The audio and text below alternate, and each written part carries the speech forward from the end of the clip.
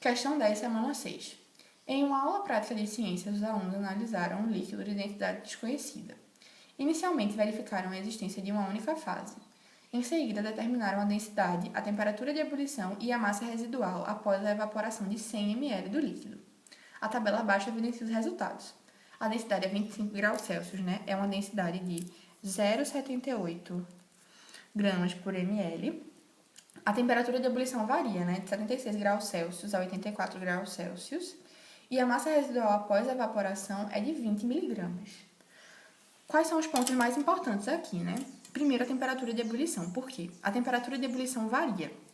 Quando a gente tem uma substância pura, a temperatura de fusão e a temperatura de ebulição obrigatoriamente são constantes, certo?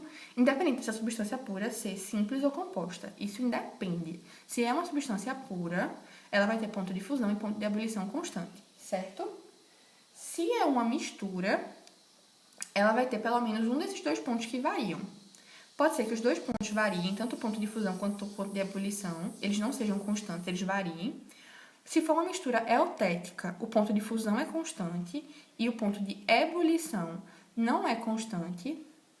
E se for uma mistura azeotrópica, o ponto de fusão não é constante e o ponto de ebulição é constante, certo?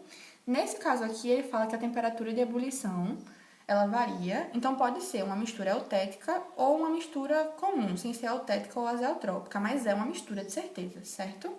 E ele fala que existe uma massa residual após a evaporação, certo? Um outro ponto importante aqui é que ele fala que enfim, né? Esse líquido inicial que a gente observa, ele tem uma única fase, certo? A gente não consegue ver que é uma mistura a olho nu. Ele só tem uma fase, e aí quando a gente faz esse processo de evaporação, o líquido evapora e a gente fica somente com a substância aqui embaixo, certo? Com o soluto aqui embaixo, né? Então, o que é que acontece? Se tem uma única fase, provavelmente é uma mistura homogênea, certo? Se fosse uma única fase somente a olho nu, a gente poderia pensar, pode ser um colóide, enfim. Mas ele fala que existe uma única fase e ele não especifica. Então, provavelmente é uma única fase, tanto a olho nu quanto microscopicamente.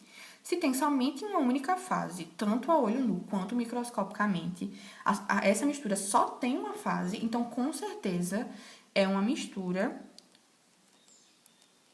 homogênea, certo? Então a resposta da questão é a letra C de casa.